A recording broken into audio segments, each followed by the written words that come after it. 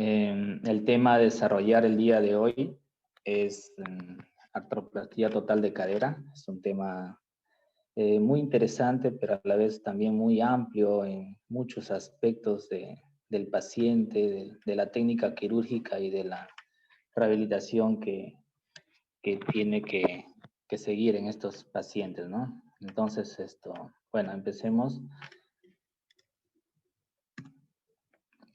La artroplastía primaria total de cadera, la primera indicación que se realiza es en pacientes con osteoartritis, en donde el tratamiento médico ya no hace efecto o pues el paciente ya quiere aliviar su dolor o alguna deformación o progreso más que podría conllevar este tipo de artrosis a nivel de la cadera, y es que se decide junto con el paciente pues realizarse la cirugía, ¿no?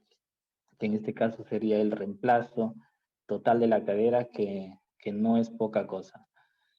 Dentro de los aspectos que hay que tomar en cuenta, pues primero es la planificación preoperatoria del paciente, factores de riesgo, luego seguir con quizás antes del abordaje, quizás primero seleccionar el implante correcto, pero para eso hay que conocer los principios de los materiales, conocer los tipos de materiales que existen e incluso las diferencias en diferentes casas, en las casas comerciales, ¿no? Porque cada uno viene con sus indicaciones e incluso con la técnica quirúrgica, incluso también con los separadores adecuados para realizar la técnica y muchos aspectos, ¿no? Luego al final, pues elegir el abordaje más adecuado eh, para llegar al acetábulo, que es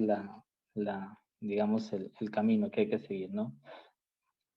Solamente dos aspectos importantes a recordar. El ángulo de inclinación de la copa acetabular, 45 grados, y la anteversión 15 grados, que es más o menos la orientación en las que hay que poner el acetábulo, ¿no?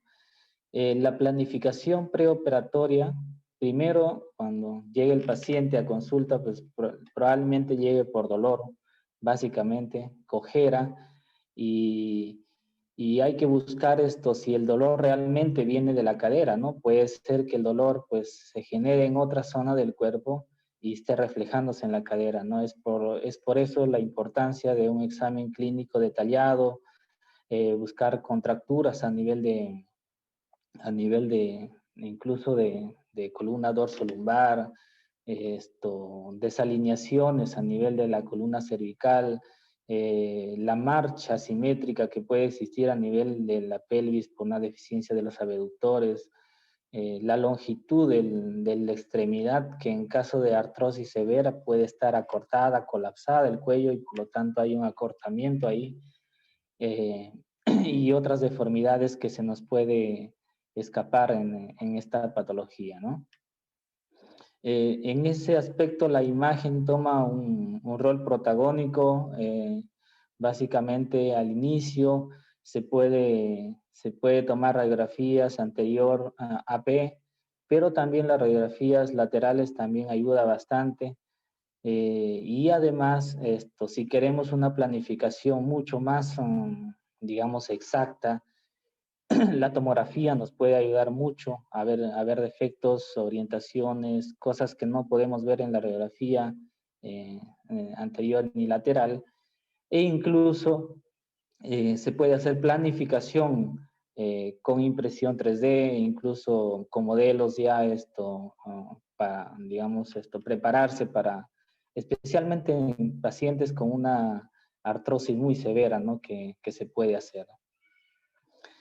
Factores de riesgo que hay que valorar, digamos, predictores de una posible luxación después de operado, pues por parte del paciente, alteraciones neuromusculares que hay que detectar antes de la cirugía, pacientes que no colaboran con las indicaciones, se pueden luxar. Es ahí la importancia de escoger un tipo de material o un tipo de abordaje en estos pacientes. El peso es muy importante porque esto también juega un rol importante e incluso en las infecciones postoperatorias, ¿no?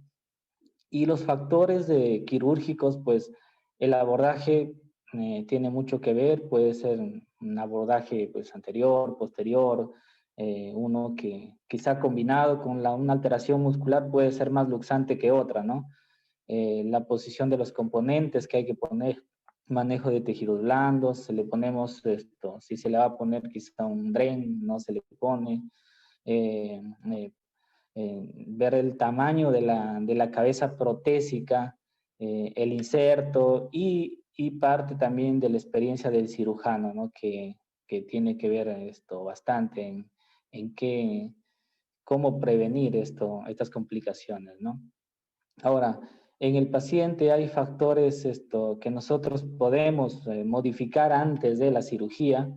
Por ejemplo, pacientes este es un esquema que hallé interesante, que son factores de riesgo modificables para infecciones y vemos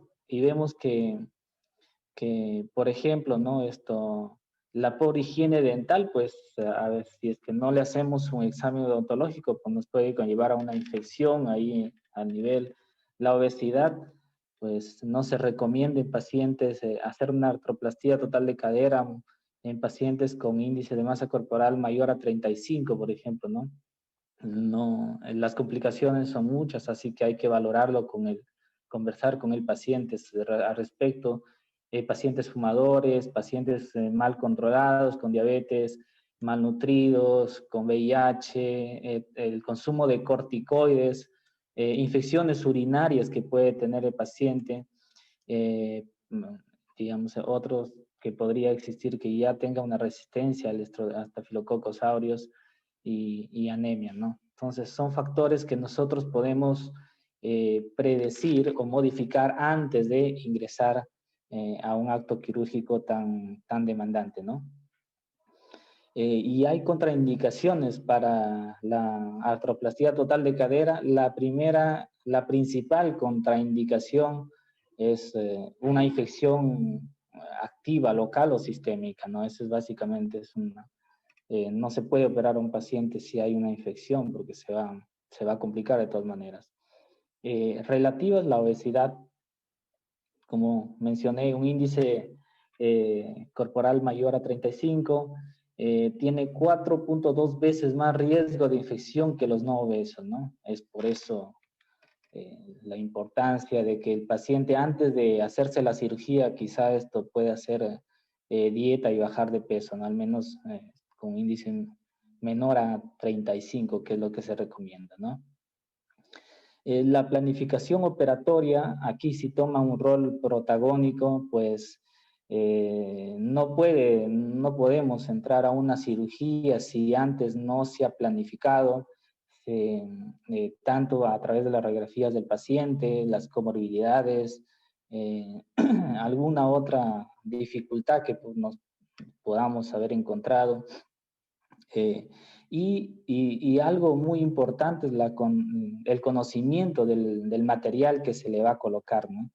Porque, como mencioné, todas las casas comerciales tienen diferentes materiales y hay que conocerlo, ¿no? La prótesis tiene dos componentes básicamente, un componente acetabular, que es, vamos a ver, un puntero. Básicamente tiene el componente acetabular y el componente femoral, que incluye la cabeza femoral, ¿no? Entonces, la prótesis, el componente acetabular se compone de un cótilo, que es la que va a estar en contacto con el acetábulo rimado, el inserto, que es la parte receptora de la cabeza femoral, la cabeza femoral, y el vástago que lo tenemos acá, ¿no? Entonces, primerito hay que saber bien las partes de la prótesis, ¿no? Ahora, ¿cómo es la biomecánica aplicada a la artroplastía total de cadera, ¿no? Nosotros podemos medir a través de una radiografía los brazos de palanca que existe a nivel de la cadera, ¿no? Vemos que el peso eh, está a este nivel, digamos que tenemos un peso, eh, ese centro de gravedad del cuerpo, la cadera es el punto de rotación y los músculos que hacen posible levantar esta cadera son los músculos abductores, ¿no? Y los músculos abductores acá ejercen una fuerza, pero esto tiene que ver mucho con el brazo de palanca que existe. Por física nosotros sabemos que si tenemos un mayor brazo de palanca, que es esta parte, la fuerza que se aplica va a ser menor. Pero si tenemos un brazo de palanca menor, la fuerza va a ser mayor, la que se va a aplicar para poder compensar el peso del cuerpo. Eso quiere decir que normalmente este brazo de palanca en una persona normal es de 2 a 1, de 2 a 1. Quiere decir que los músculos abductores acá a este nivel ejercen el doble, digamos, una fuerza del doble del peso corporal. Si lo vemos esquemáticamente sería así, ¿no? Tenemos que estos músculos van a ejercer una fuerza por duplicado al peso del cuerpo. Es por eso que modificando estos parámetros nosotros podemos compensar de algún modo una cadera que es insuficiente, ¿no? Que no, digamos, una cadera que no puede levantar este peso. En pacientes que no pueden compensar este peso, pues sucede la marcha de Trendelenburg, ¿no? Entonces, y esto lo podemos aplicar a la prótesis, ¿no? Si nosotros medializamos la cabeza o el punto de rotación, medializamos, pues si lo tratamos de igualar, digamos, de 1 a 1, esta fuerza que se necesita a este nivel, pues será casi la mitad de la que necesitaba originalmente, ¿no? Entonces, la marcha va a ser mucho mejor en pacientes, especialmente con algún déficit muscular o alguna atrofia a este nivel, ¿no? Por lo tanto, nosotros podemos jugar con esta medialización de la cabeza femoral. Y esto hay que planearlo antes de la cirugía, ¿no? Jugar con este brazo de la palanca, que no es más que el offset. El offset viene a este nivel. Si nosotros retiramos más el offset, hacemos más distante el offset, el brazo de palanca también, por lo tanto, será más grande, ¿no? Entonces, ahí podemos nosotros jugar, ¿no? E incluso hay cirugías que hacen una osteotomía del trocánter y lo insertan un poco más lejos, ¿no? Un poco más abajo, tratando de que este brazo de palanca sea más similar al brazo de palanca que existe desde el centro de la cabeza femoral al centro del cuerpo, ¿no? De esa manera ayuda un poco mejor a la biomecánica de la cadera, lo hace, digámoslo así, más liviana. Hay fuerzas que existen también a nivel de, digamos, ya en una prótesis implantada, son fuerzas que ejercen hacia abajo y cuando flexionamos la cadera, las fuerzas que existen es hacia atrás. Pues por eso la importancia de colocar bien esta ceja acetabular de tal manera que la luxación se minimice, ¿no?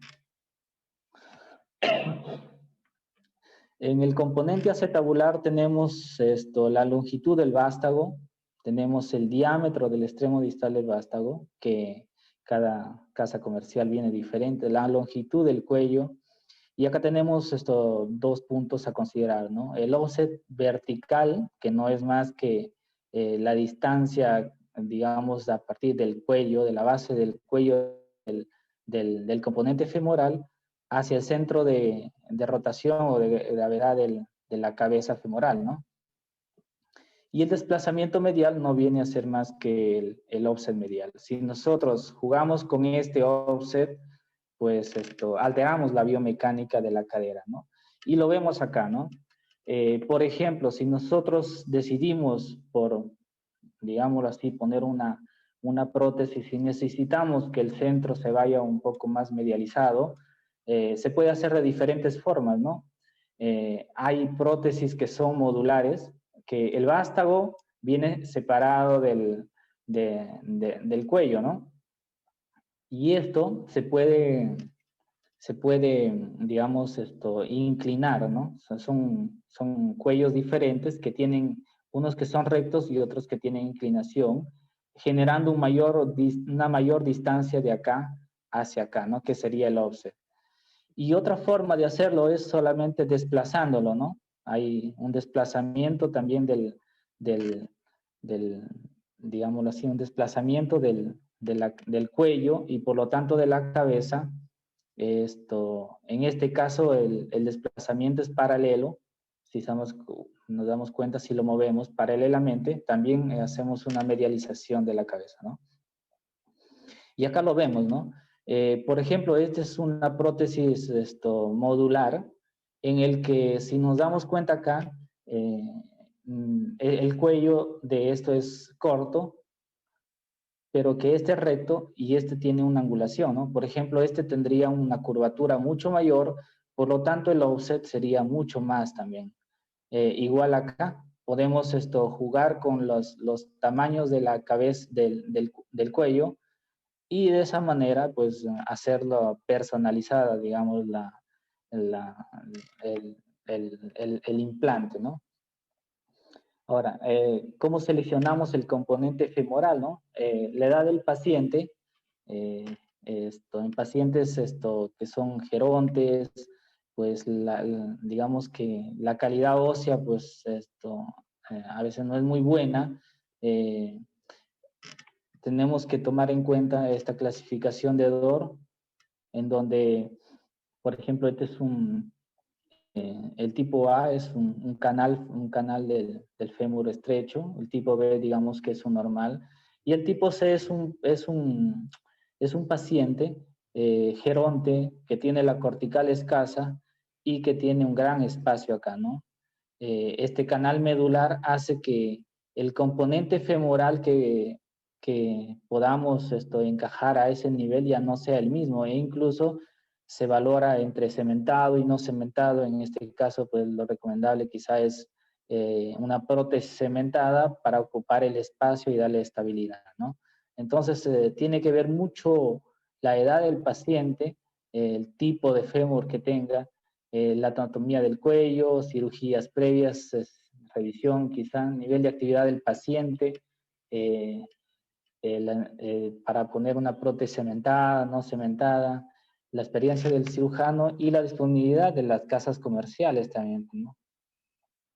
El, el cuello de la cabeza perdón, el cuello digamos, de la prótesis o del vástago tiene una forma normalmente trapezoidal, ¿no? Que es más o menos así. Y si nos damos cuenta, pues existen también diferentes formas de cabezas femorales, ¿no? Como lo vemos acá, una cabeza con faldón y esta cabeza, pues, no, sin faldón, ¿no? Esto implica mucho cuál de ellas elegir, porque ciertas, digamos, por ejemplo, en este tipo de cabeza con faldón, a la flexión este componente va a chocar, ¿no? Con el inserto que se va a encontrar acá. Probablemente va a chocar más prematuramente y la flexión se vea limitada, ¿no? Al contrario, que cuando es una cabeza mucho más grande, el componente, pues la flexión, el rango de movimiento es mucho mayor, ¿no? Y ahí la diferencia de escoger también la cabeza femoral en cabezas más pequeñas, digamos que la flexión está más limitada que en cabezas más grandes, ¿no? Y hay también de diferentes tamaños que se puede personalizar de acuerdo al paciente, ¿no? Entonces, los componentes femorales hay de tres tipos. Unos son los cementados, otro tipo son los no cementados, pero que tienen una superficie porosa para que penetre el hueso y se integre y haya después una estabilidad ya dinámica, al inicio estática en la cirugía, luego ya dinámica. Y hay otros que digamos que la industria ha sacado pues componentes femorales que no son cementados y solamente se ajustan a presión, ¿no? Los llamados press fit. Acá tenemos una cabeza, digamos un vástago con cementación, que es preparado para cementación, y vemos los diferentes tipos, ¿no? Normalmente estos son pues diferentes casas comerciales que existen, pero el principio es el mismo, ¿no? Tienen ranuras, todos tienen ranuras para que no gire, y otros tienen estos componentes que vemos acá, que son como digamos, unos medializadores para que cuando se aplica el cemento, pues se vaya centralizado, ¿no?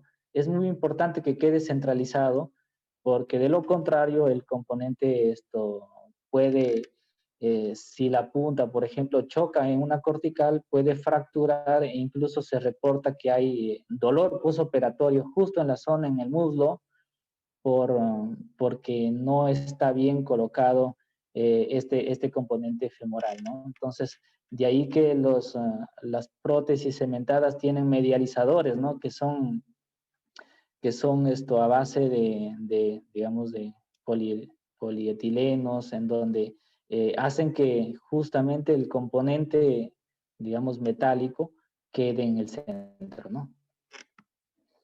Y acá vemos, por ejemplo, uno que, si lo vemos acá, todos tienen este soporte para, digamos, asentarse en el cálcar, todos tienen, pero los hay también que estos que no tienen este soporte, y pues digamos que la diferencia, la teoría es que estos, digamos que con la presión encajarían mucho mejor, y ya son variaciones en diferentes casas comerciales que se puede pedir, ¿no? Los no cementados con superficie porosa para penetración ósea, son prótesis o son vástagos que tienen justamente esos poros para que se integre al hueso, ¿no? Los requisitos para una penetración ósea es que haya estabilidad inmediata del implante, por lo tanto son más precisos al momento de colocarlos. No es lo mismo poner un cementado en donde, digamos, solo tenemos que medializar y colocar en la posición. En cambio, los no cementados tiene que ser mucho más preciso en la colocación al momento de la cirugía, ¿no? Y eso es la estabilidad inmediata que se da. Y luego de la cirugía, el contacto íntimo que pueda existir entre esta superficie porosa y el hueso, ¿no?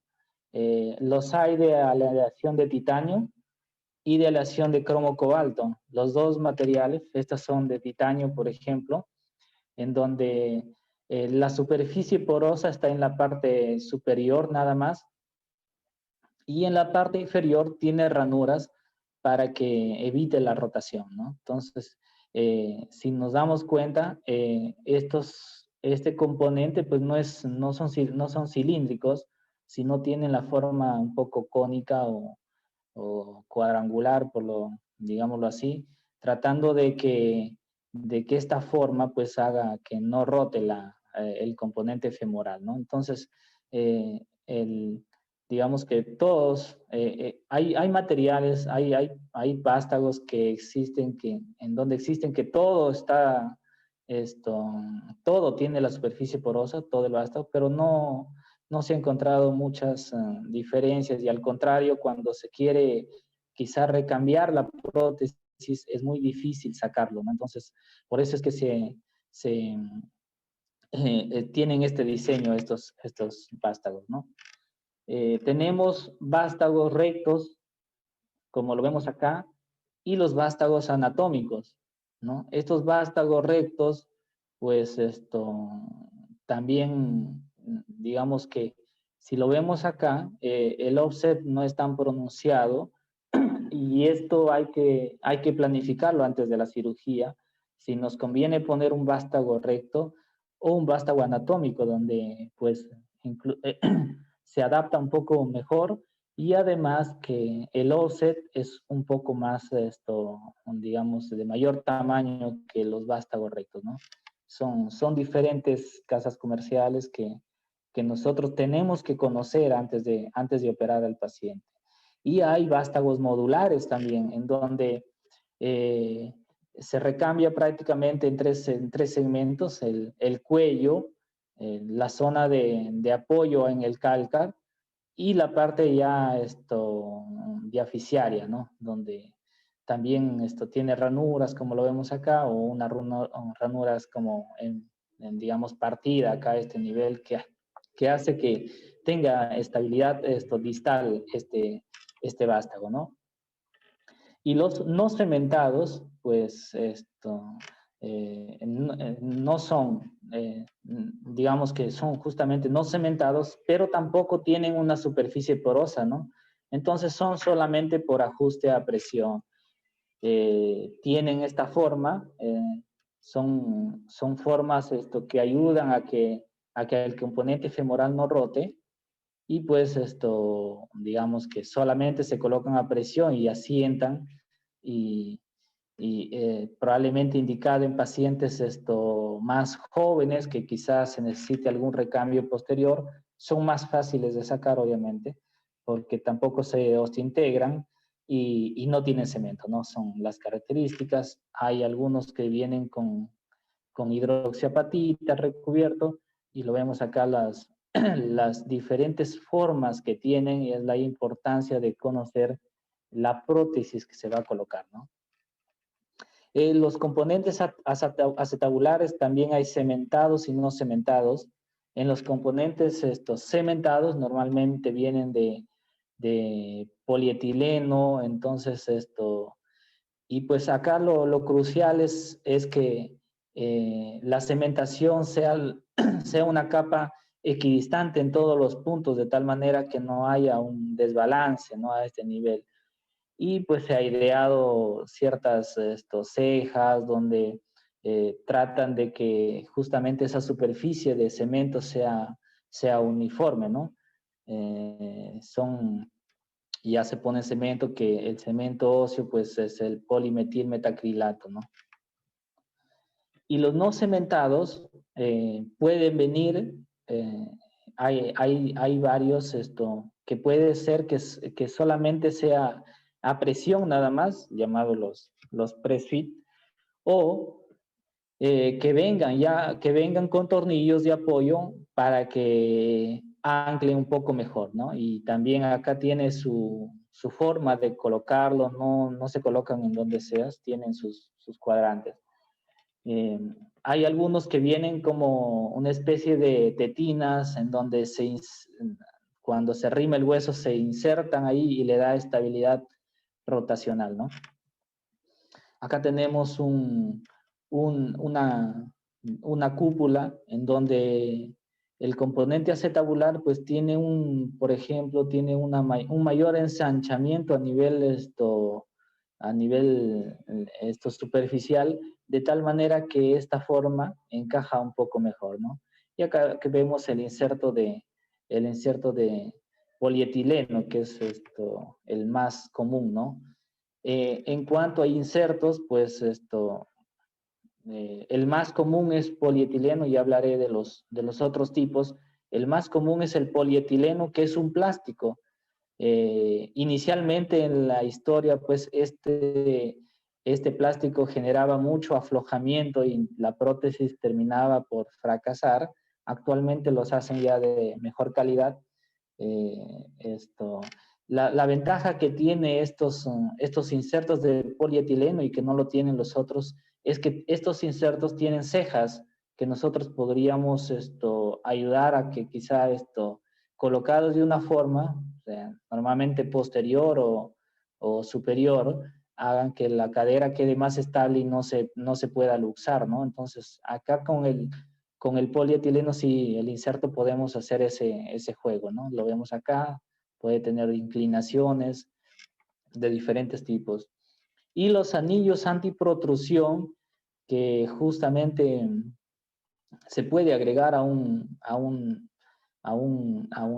prótesis, ahí una cúpula que incluso se puede cementar o no, y nos puede ayudar tiene, como lo vemos acá, tiene zonas donde podemos poner tornillos de sujeción, ¿no? A este nivel.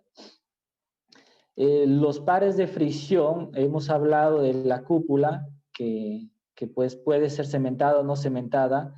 Las pares de fricción se refiere acá al inserto, que es la parte que recibe a la cabeza femoral. Pueden ser de varios tipos, ¿no? Vemos acá, por ejemplo, si empezamos de abajo arriba, vemos que es metal-metal, o sea, normalmente el material es cromo-cobalto, metal-metal. Se menciona que estos insertos, el inserto y la cabeza, pues hay un desgaste a largo plazo, y se ha encontrado que en este material, incluso metalosis por cromo y cobalto, en la orina se ha encontrado. No se recomienda en pacientes con insuficiencia renal o tengan un potencial IRA, y e incluso se ha encontrado pseudotumores asociados al metal-metal, ¿no? Pero el desgaste también, digamos que el material se ha mejorado, pues sí, actualmente se usa también, pero no es muy común. El de cerámica, son, digamos, dentro de los tres, los más modernos, por decirlo así, no tan modernos también, de los años 80, 90 me parece, en donde pues son mejores en cuanto a fricción, o sea, casi no generan detritos al friccionar la cabeza, porque esta es la parte de movilidad. Con el inserto, casi no generan detritos o algún desgaste, el desgaste es mínimo, tiene que ponerse de forma adecuada además para que suceda eso. Y pues justamente este desgaste de estos materiales le da la duración de la prótesis. El material se desgasta mucho más rápido, la prótesis durará mucho, digamos, en un corto tiempo tendrá que hacerse alguna revisión protésica. Y los que son, digamos, los más comunes, los estándares actualmente, son a base de metal y polietileno, ¿no? Que es un material que ha ido evolucionando en el tiempo. Y pues antiguamente había una osteólisis secundaria por las partículas justamente de desgaste del polietileno, ¿no? Lo que pasaba es que se metía, digamos, el residuo se metía en la interfase del cemento y hueso, y esto hacía que el hueso se reabsorba, había una osteólisis a ese nivel, y se aflojaba la prótesis, ¿no? Entonces, eh, se pensaba por otras causas, pero al final se hizo estudios y era por este desgaste del polietileno, ¿no? Eh, Actualmente existen polietilenos que son tratados de diferentes formas, son irradiados con rayos gamma y nuevamente cocidos a altas temperaturas, donde se convierten en polietilenos con fibras entrecruzadas que son, digamos, de muy alta resistencia y casi no existen partículas de desgaste o es mínima. Por lo tanto, la prótesis de metal polietileno ya está durando mucho más que antes, ¿no? Metal, como había mencionado, están contraindicados en pacientes con insuficiencia renal potencial o establecida, y los de cerámica que tienen mucho más ventajas, como lo vamos a ver. Esto pasa con el polietileno. Son polímeros de etileno que son básicamente plástico, es un plástico, en donde este polietileno se somete a radiación gamma. Y además lo que pasa es que el polietileno tiene muchos radicales libres, y por oxidación es donde empieza a desgastarse, ¿no? Actualmente, pues, este polietileno se somete a rayos gamma y se saca el polietileno de ultra alto peso molecular, ¿no? Y este es el actualmente, que son polietileno, se menciona con enlaces entrecruzados y sus fibras son mucho más resistentes, E incluso se ha agregado vitamina E, ¿no? Que es un antioxidante al polietileno, por lo tanto, el material actualmente es mucho más resistente al desgaste, ¿no? Y la cerámica, pues la cerámica ha venido evolucionando también desde los años 70, primera generación, segunda generación, tercera generación, hasta la cuarta generación actualmente, donde se compone la cerámica de 75% de alúmina y circonia, el 25%, y vemos que la tasa de desgaste de esta cerámica o de alúmina, que vendría a ser cerámica, pues es 4.000 veces menor que la acción de cromo cobalto y polietileno, ¿no? Entonces ahí vemos que de por sí el desgaste es mucho menor, por lo tanto la duración de estos materiales son mucho más y la duración de la prótesis entonces se alarga considerablemente. La tasa de fractura también de cerámica, pues prácticamente se ha bajado al 0.02%, ¿no? Entonces, esto, pues la ventaja de cerámica, pero que esto se limita por el costo probablemente en estos momentos, ¿no? Ahora, el paciente en el preoperatorio, pues nosotros tenemos que evaluar, como ya me mencionaba, le podemos hacer una escala una valoración en la escala de Harris, que básicamente tiene el dolor, la claudicación, el apoyo y muchos parámetros acá que sirven como control postoperatorio en el paciente y la desventaja está en todo caso en esto que pues esto es muy subjetivo, esa es digamos, la crítica que se le hace, que es subjetivo, ¿no? En todo, si hay dolor, claudicación y algunos aspectos no los toman en cuenta, ¿no? Eh, en la planificación, pues hay que conocer bien estos parámetros, la línea iliopectinia, saber la línea ilioisquiática, la gota que nos da los parámetros para nosotros apoyarnos a cómo lo vamos a colocar quizá el acetábulo, ¿no? La cúpula. Se ha usado plantillas, eh, tenemos por ejemplo la radiografía acá de un paciente en donde pues lo primero que se puede hacer es ver el acortamiento, se traza una línea biisquiática, paralelamente se traza por ambos trocantes menores y se ve la diferencia, ¿no? Y ahí se ve el acortamiento que existe y por lo tanto se puede planificar la cirugía con esta diferencia, ¿no? Y como hemos mencionado, tiene que ver mucho el offset, ¿no? El offset femoral, que vendría a ser el punto,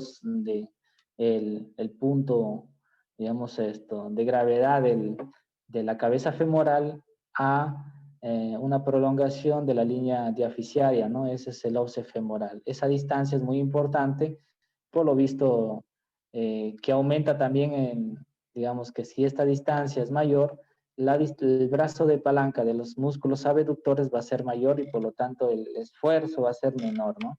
A un brazo de palanca mucho mayor, el esfuerzo es menor. Y acá lo vemos, ¿no? Eso es normalmente, nosotros si ponemos una cabeza femoral con cuello corto, pues se va a lograr esto, donde, digamos, la distancia de acá sea la mitad que esta distancia, por lo tanto el esfuerzo es el doble. Y en cambio acá, si nosotros con el solo hecho de alargar el cuello, vemos acá que está corto, este cuello es corto, si alargamos el cuello, el offset va a ser mucho más considerable a este nivel, por lo tanto los músculos acá a este nivel pues van a tener menor esfuerzo, ¿no? Van a ser casi similar al esfuerzo o digamos de una magnitud similar al peso corporal que viene a ser a nivel de la sínfisis púbica, ¿no?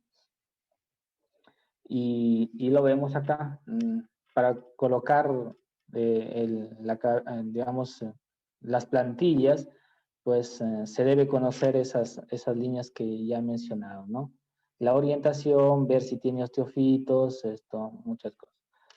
Y la plantilla, esta plantilla no es estándar, esta la da el fabricante de la prótesis, es la que tiene que darnos la plantilla. La forma de, digamos, de calcular, pues es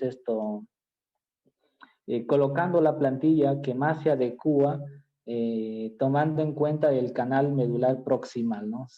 En la parte de acá. Hay que ver la forma del cuello, qué tanto queremos lograr el offset, qué tanto qué grado de acortamiento para ver la longitud que podemos colocar del cuello. Para eso nos sirve la plantilla, ¿no? Lo vemos acá en mucho más detalle. El offset normalmente varía en el rango de 35 a 41 milímetros, y nosotros podemos jugar con estos valores, ¿no? El tamaño también el tamaño del vástago, normalmente también depende de la casa comercial, ¿no? La mayoría se mueve entre aproximadamente 14 centímetros, de 12 a 14 centímetros, que es lo estándar. Pero se puede colocar también prótesis o vástagos pequeños, depende del paciente. En pacientes jóvenes, muchos aspectos que hay que tomar en cuenta, ¿no? Ahora, la importancia de planificar y de colocar una correcta, digamos, una correcta dimensión de estas estructuras es pues que puede quedar así, ¿no? Tenemos acá a la izquierda, por ejemplo, una prótesis adecuada o colocada adecuadamente, donde justamente la tensión a nivel de los abductores y aductores pues es adecuada, ¿no? ¿Qué pasa si colocamos un cuello corto quizá, o quizá el ángulo no fue el adecuado? Vemos que esos abductores van a quedar cortos, y estos aductores, y estos abductores van a quedar un poco flojos. Por lo tanto, el esfuerzo, como esto está más cerca al centro, como está más cerca al centro, pues el esfuerzo que va a hacer el paciente a este nivel va a ser mucho más, ¿no? Porque su brazo de palanca es menor, justamente, es pequeño, ¿no? Ahí la importancia de planificar bien la cirugía antes de la plantilla acetabular. Bueno, previamente pudimos haber medido justamente esta profundidad acetabular, o quizá una protrusión acetabular, ¿no? Que podamos encontrar, que lo medimos con una línea justamente ilia, a través de la lágrima, ¿no? Una línea ilio isquiática, ¿no? En el acetábulo tenemos referencias anatómicas que hay que tomar en cuenta. Por ejemplo, a este nivel tenemos que hemos encontrado un osteofito. Es muy importante reconocerlo, porque tenemos que, al momento de colocar la prótesis, pues este osteofito no nos va a dejar reducir, sacar la cabeza femoral, ¿no? Y nos va a complicar la cirugía. La línea de Kohler, el tamaño de la copa, la aducción de la copa, se lo planifica acá ya, que normalmente es, en promedio anatómicamente es 45 grados, pero que se puede colocar dentro de estos rangos. Marcar el centro de rotación, siempre comparar con el lado contralateral. Recordemos que la prótesis tiene que restablecer la anatomía del paciente, no al revés. Entonces, valorar el offset, que es bastante importante, y la longitud de la copa, del cuello y todo lo demás, ¿no? Ahora, los abordajes con los que podemos, digamos, apoyarnos. En realidad no hay un abordaje que nos diga este es el abordaje preferido, sino los autores refieren que es el abordaje que uno domina y que puede variar cuando digamos, el cirujano ya es una persona que con mucha experiencia, eh, ya puede tomar en cuenta o debe tomar en cuenta pacientes con ciertas digamos, patologías que le puede ir bien un abordaje y no tan bien el otro abordaje. Por ejemplo, un paciente que tenga alguna contractura luxante, quizá los abordajes posteriores se descartaría porque son los más luxantes. Entonces, tenemos la planificación, conocemos los materiales y ahora nos metemos a los abordajes, ¿no? Los abordajes existen pues en todos los radios, desde el abordaje medial, anteromedial, anterior, anterolateral, el directo lateral, que viene a ser ya a nivel del trocánter, el posterolateral, que es muy usado, este posterolateral, el abordaje posterior e incluso un abordaje posteromedial. O sea que abordajes hay de todo tipo y uno debe usar el que más domina, ¿no? Acá más o menos un resumen de los abordajes anteriores, posteriores y laterales, en donde, pues, por ejemplo, vemos que la luxación, pues en la posterior, en la directa anterior, la cojera se da más en los abordajes laterales, porque ahí sí se desinserta el trocánter pues se lesiona los músculos, digamos, abductores, ¿no? Por lo tanto, la cojera puede existir a ese nivel. La curva de aprendizaje, vemos que el posterolateral es mucho más fácil de aprender, el directo anterior es un poquito más, su curva de aprendizaje es mucho mayor. La lesión nerviosa es al contrario, la posterolateral, pues podemos lesionar el nervio ciático, y en fracturas, pues el directo anterior o los abordajes anteriores son los más fracturantes, digamos el que más puede fracturarse, ¿no? Que haciendo una rotación excesiva podemos romper el hueso en espiral, ¿no? Que tratando de exponer el hueso para poner el vástago. Si lo vemos acá de forma esquemática, el abordaje anterior toma como referencia el tensor de la fascia lata, lo vemos acá. El tensor de la fascia lata es como un punto de referencia a tomar en cuenta. El abordaje anterior lo toma a nivel anterior de la fascia lata y anterior a fascia lata, y el sartorio, y el abordaje anterolateral se va solamente, bordea este músculo tensor de la fascia lateral, pero llega a lo mismo, ¿no? Como lo vemos acá, solamente la diferencia está en el tensor de la fascia lata, pero tiene la misma entrada, más en plano más profundo, tiene la misma entrada del glúteo medio y el recto femoral, que es por ahí donde ingresan todo, digamos, este abordaje anterior ante la otra. Y el posterior, pues, se diseca a través del glúteo mayor, ¿no? Ese es el posterior, y prácticamente si es posterior se desinsertan los rotadores externos, ¿no? Entonces, el posterior, acá hemos quitado el tensor de la fascia lata, toma como referencia, digamos que el trocánter mayor, detrás del trocánter mayor, se mete a través del músculo glúteo mayor, y digamos, se va más profundamente, que lo voy a explicar acá, ¿no? Entonces, el abordaje anterior, como lo hemos dicho, toma como referencia la cresta ilíaca, la espina ilíaca anterior superior, y baja en forma recta. Vemos que acá el tensor de la fascia lata está desplazado hacia posterior, el glúteo medio, y pues se ingresa a este nivel, ¿no?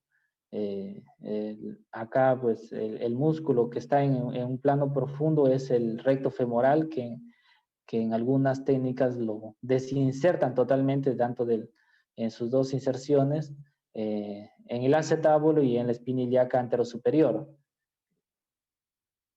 como lo vemos acá, para llegar a la cápsula donde se corta la cápsula, ¿no?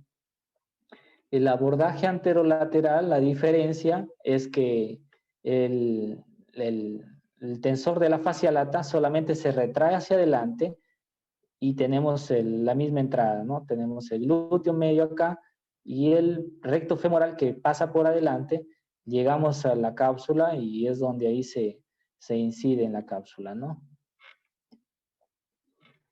Bueno, el abordaje lateral, que es un abordaje donde digamos, se va a través del glúteo medio, que también se ingresa la cápsula a este nivel, ¿no? Cada abordaje te da cierta facilidad para exponerle el acetábulo, ¿no? Por ejemplo, el que dentro de los mejores que se expone el acetábulo, pues es el posterior normalmente, seguido del anterior. Este sería un poco más difícil porque eh, tendríamos que quizá hacer una osteotomía a nivel de trocánter y para tener un mejor acceso a este nivel, ¿no? En el abordaje posterior es uno de los más usados. Simplemente se va a través del glúteo mayor, como lo vemos acá, se diseca a ese nivel y se llega a los rotadores externos, ¿no? Que lo vemos en primer lugar el piriforme. Acá un riesgo de este abordaje posterior, pues la lesión del nervio ciático, que lo tenemos acá, ¿no? Pero que si se toma cuidado, se rota internamente el fémur, se trata un poco de alejar los rotadores externos y se corta todos los rotadores del piriforme, el gémino superior, el obturador interno y el gemelo inferior. Y también se puede cortar un poco, no todo, se corta el cuadrado femoral, ¿no? A este nivel. Y se llega a la cápsula. Acá lo vemos.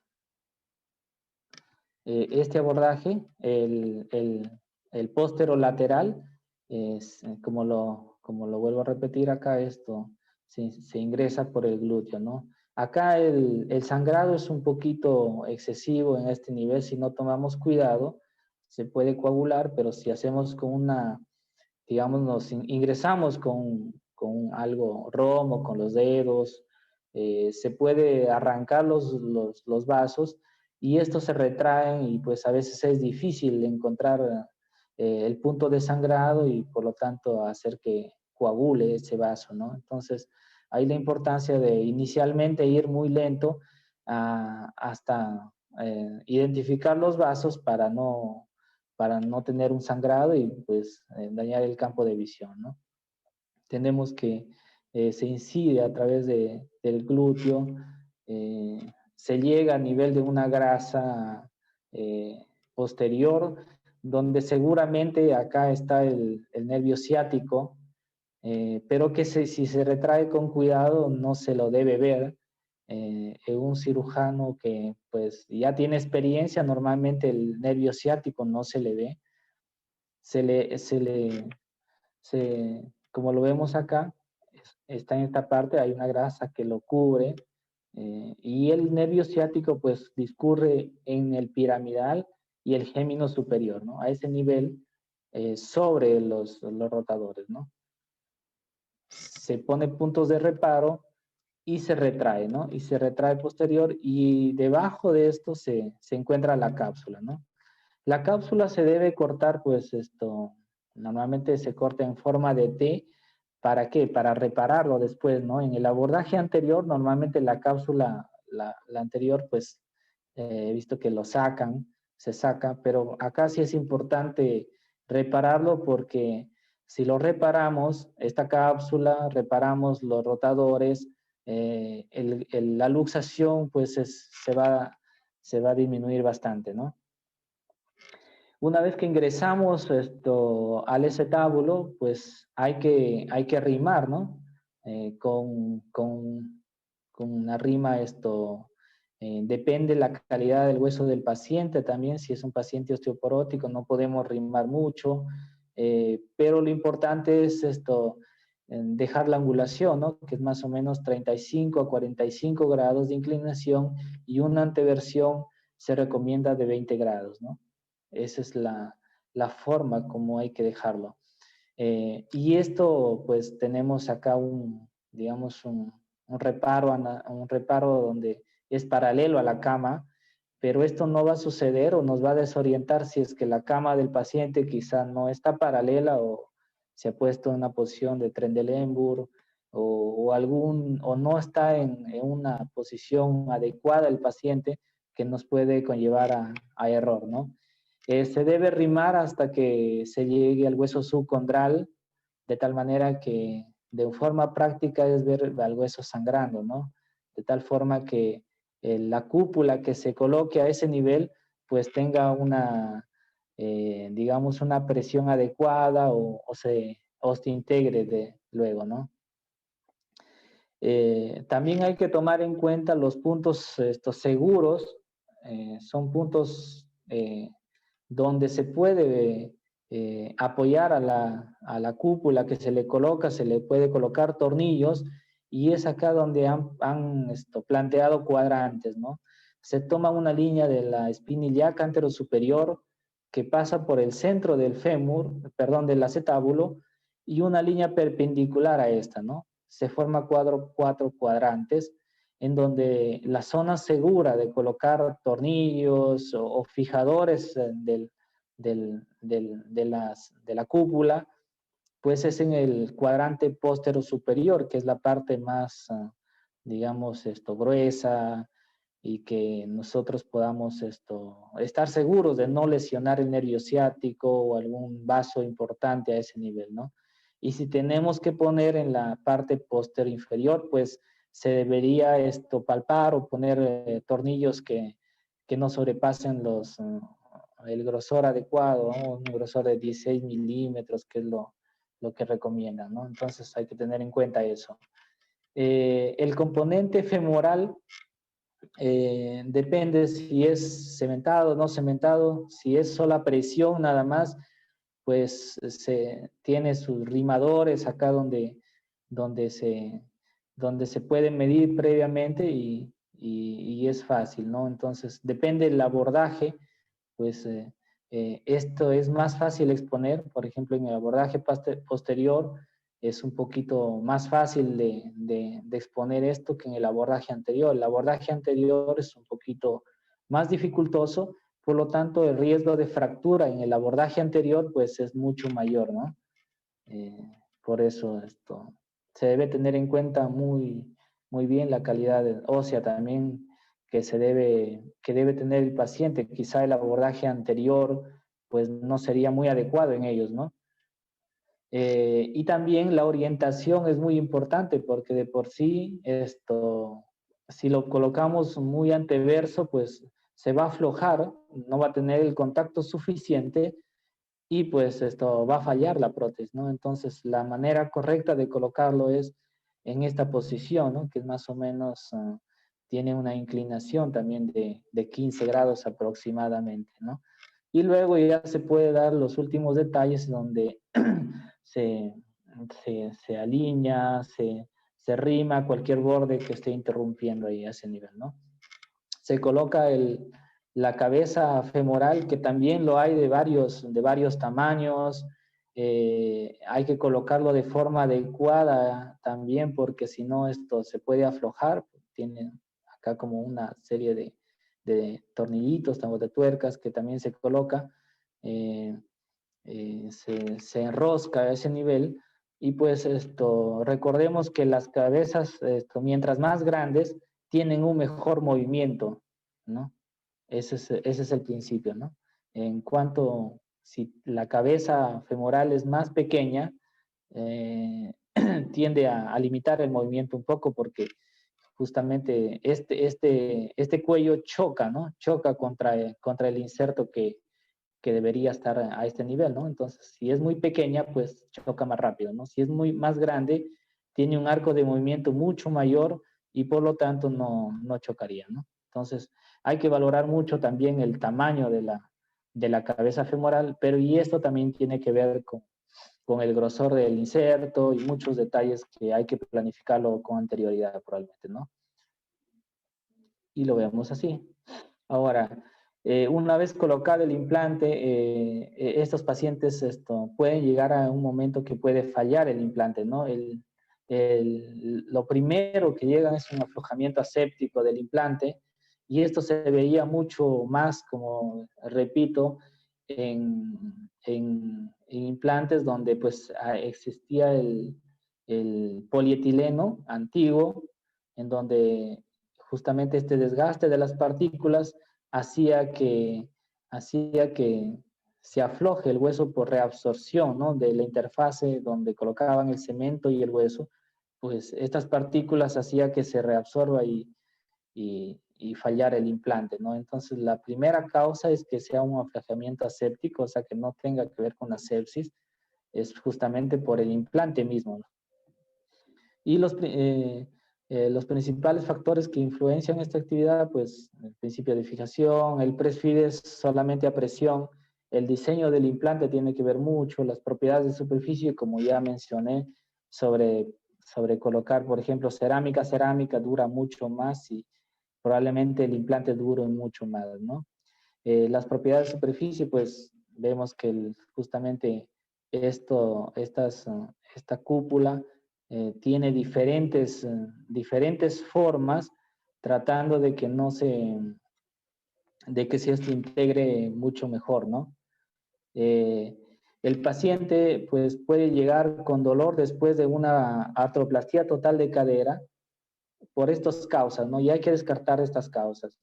Que no sea justamente de la cadera, ¿no? Que llegue con un dolor ahí, pero que no sea de la cadera. El 24% el dolor es en la columna vertebral, ¿no? Eh, Otro que lleguen es justamente ya así por pérdida del implante, que sea un aflojamiento, una micro inestabilidad, el desgaste que puede existir a nivel tuniosis, que son partículas que se acumulan justamente entre la cabeza y el inserto, la metalosis 9%, y algo, digamos, periarticularia, que anatómica, que alguna deformidad a ese nivel, que no tenga que ver con el implante, un promedio de casi el 30%, ¿no? Ahora, la revisión protésica lo vemos acá en estadísticas. Esto es una literatura que encontré. Pérdida séptica es alto, 43%, casi la mitad es por justamente falla del implante mismo, por dolor, por lisis, el desgaste del implante, una dislocación, infección, vemos que es 13%, incluso malignidad que se ha asociado a cuando se usa material metal-metal, ¿no? Que se ha mencionado que probablemente se relacione con algún tipo de tumor que se impresiona a nivel de la zona, pero que no se ha demostrado tampoco que generen cáncer, ¿no? No se ha demostrado el tipo metal-metal que les mostré, ¿no? Y fractura del implante o otras causas, ¿no? Ahora, ¿cuáles aumentan el riesgo de revisión de cirugía? Pues ahí lo vemos, el metal-metal, cabezas pequeñas, puede luxarse, por ejemplo, una cabeza pequeña puede luxarse más fácilmente. La prótesis cementada, porque el cemento con el hueso, y si tenemos partículas de desecho, pues esto lo afloja, y bueno, esto es básicamente la superficie es cuando se pone un implante sobre la cabeza femoral, ¿no? El futuro de las prótesis, he estado leyendo un poco, por ejemplo, estas son insertos, perdón, con cúpulas personalizadas, por ejemplo, en pacientes que no se pueda colocar una cúpula normal, que hay un defecto grande por algún motivo, puede ser por un tumor óseo, por algún motivo. Entonces, el futuro está en hacer eh, implantes personalizados, ¿no? A través de una tomografía, se saca el defecto y simplemente se diseña de acuerdo al paciente, ¿no? Son implantes que ya existen. Por ejemplo, esta es una empresa argentina, Protolab, que hace estos diseños y los imprime en 3D. Son prótesis personalizadas, ¿no? No sé, el costo debe ser elevado, pero ya existe y probablemente sea el futuro, ¿no? Prótesis de acuerdo a la medida del paciente, ¿no? Que, pues, como hemos visto, de casa comercial a casa comercial varían mucho los implantes y a veces el paciente tiene que adecuarse al implante y no al revés, ¿no? Entonces esto, pues, tiene una ventaja considerablemente respecto a los tradicionales, ¿no? La impresión 3D de implantes. Como conclusiones es que la artroplastía total de cadera pues es un procedimiento que sí altera la vida del paciente, pues de tener dolor, de pronto ya no tiene dolor, mejora la función y incrementa la independencia, que es lo más importante en el paciente, ¿no? y por eso es que es una cirugía, pues, que vale la pena, digámoslo así, ¿no?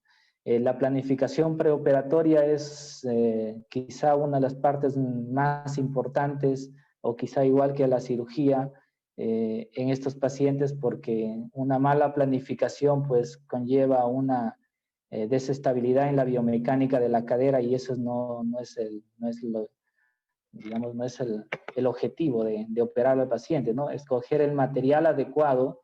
No todas las casas comerciales tienen el material que se adecua al paciente, quizá se debería elegir el correcto. El abordaje adecuado depende de la experiencia del cirujano, pero también ya tomando en cuenta ciertos factores, ¿no? De acuerdo al paciente. Y pues tratar de evitar las complicaciones que siempre existen, planificando bien la cirugía, ¿no? Eso es todo, doctores. Espero haya aportado en algo al tema. Gracias.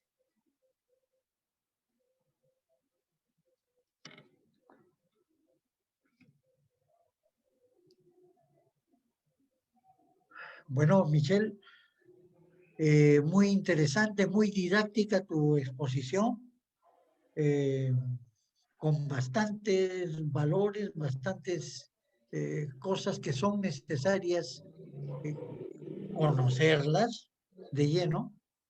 Y creo que cada vez se va haciendo esto, eh,